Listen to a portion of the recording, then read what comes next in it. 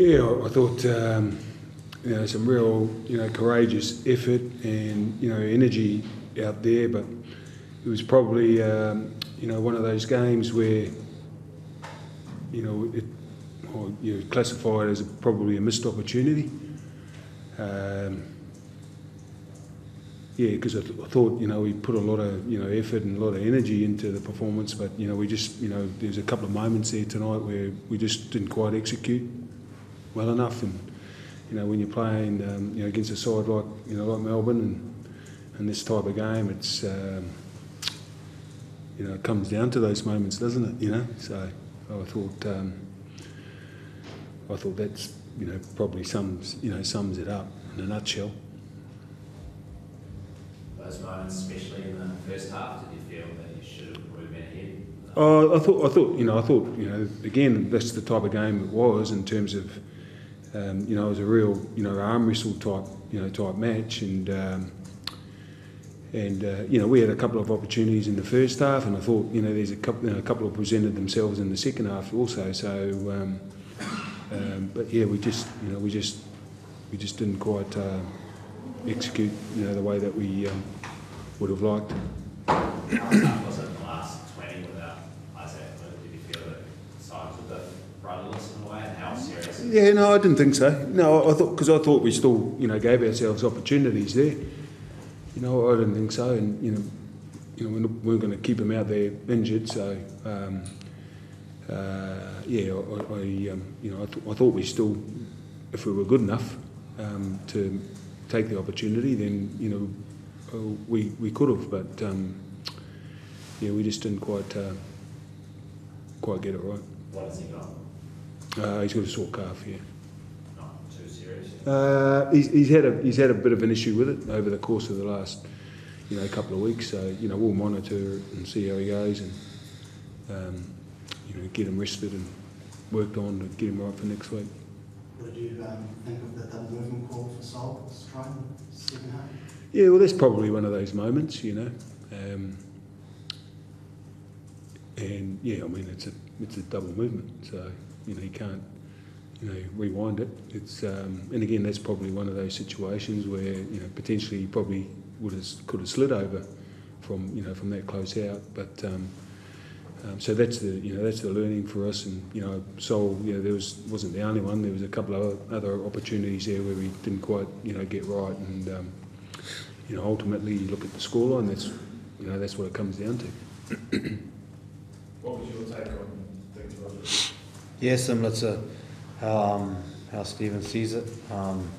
Being out there, I thought that I was proud of the boys' efforts, the way they scrambled on defence and stayed in the fight.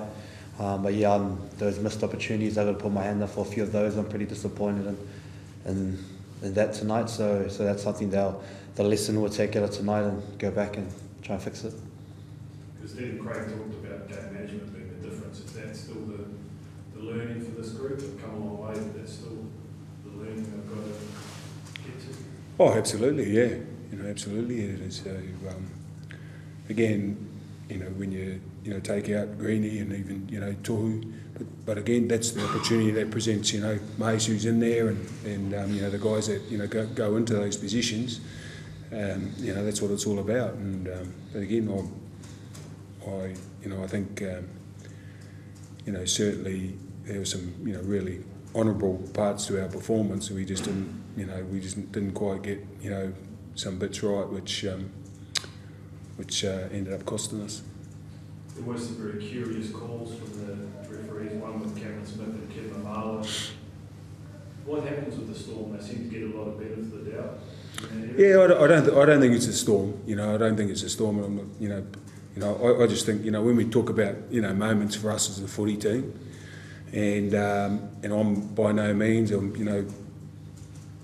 like I said, we weren't quite good enough tonight, but there were some moments that the officials didn't get quite right tonight either, and that's I think Ken's one was a pretty obvious one, certainly, and there was 10 metres off when we get penalised for leaving our line too early, a couple of minutes before the end of the game, and we hit up and we're on their try line, and by the time we catch the ball there in our face, and I'm making these comments without any, vision watching it. I've watched it, and so in their moments, for them. And I think, as Ricky would have alluded to the other day, they're big, they're game changers, So they turn the momentum of the game. But thankfully for us, we kept fighting and kept staying in there, and still gave ourselves an opportunity. But like I said before, we weren't quite good enough. With the rugby and everything else, how can those decisions still happen, like the one with Kevin Marley? How can that still happen? It seems. Well, it's important that we don't sit here and gloss over the fact that we weren't good enough. But yeah, I mean they're under a bit of pressure at the moment, the officials, and when you, like I said to you, we got an email at the start of the week, that they were going to look at the crowding of the play of the ball, and it's taking too long for guys to get off tackles. And I'm watching tonight, and I'm thinking, well, I don't know if they sent themselves that email. They probably needed to read the email they sent out to everyone else, because I thought they were slow peeling off Melbourne today, and that's what we get confused about as footy clubs. They're sending out directives, and it's not really. Does the game have a problem, Stephen? You think, with officiating? Is it an issue? I think there is. I think there is. I think unfortunately they've been poorly led. And I don't mean that by the referee's boss. I think when they get a directive at the start of the year to blow the pea out of the whistle, and then 13 rounds into the competition, it changes again. Again, it's just about that consistency. And so I do feel for them at the moment, but hopefully we can.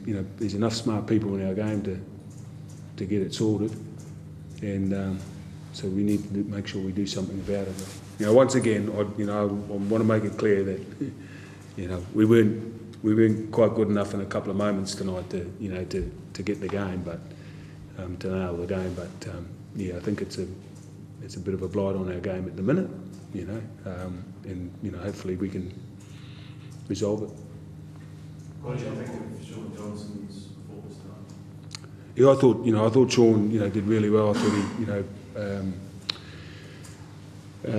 all week. I thought he trained really well. The last couple of weeks, I thought he's and he really took ownership, and with Roger, and when Bully was out there, and Mace, and again we got ourselves in a position to I guess take the opportunity for the result of the game, but we just didn't quite nail it, and it wasn't through lack of trying. Roger, you guys have been leading the league offloads this year, a couple of areas off offloads tonight. Do you feel you guys are guilty of perhaps pushing a few or forcing the action tonight? We try to get the boys to get that going, because that's part of our game. There's moments there like Luke said earlier. We missed opportunities where usually the offload we play off that, but at times you got to balance it with some structure, and have Mason and Shaw run the plays, but it's just, again, we just missed our moments where those offloads didn't work, and we're better off holding it out. But that's just a game. That's just how it goes. Sometimes you get it, sometimes you don't. As a spine, with Mace coming in late, did that disrupt you guys at all on the field? How did you find it on the field as a spine? No, not at all. I thought both Mason and Sean played really well, and again, Sean took ownership of leading the boys around. I thought he did a really good job, and again, that's where I put my hand in for a few missed opportunities there, where we had our shape up nicely, and I just needed to play a few plays. Mason had some good calls on his side. He got a few repeat sets, so I thought the boys played really well. Just a few missed opportunities from a few other players.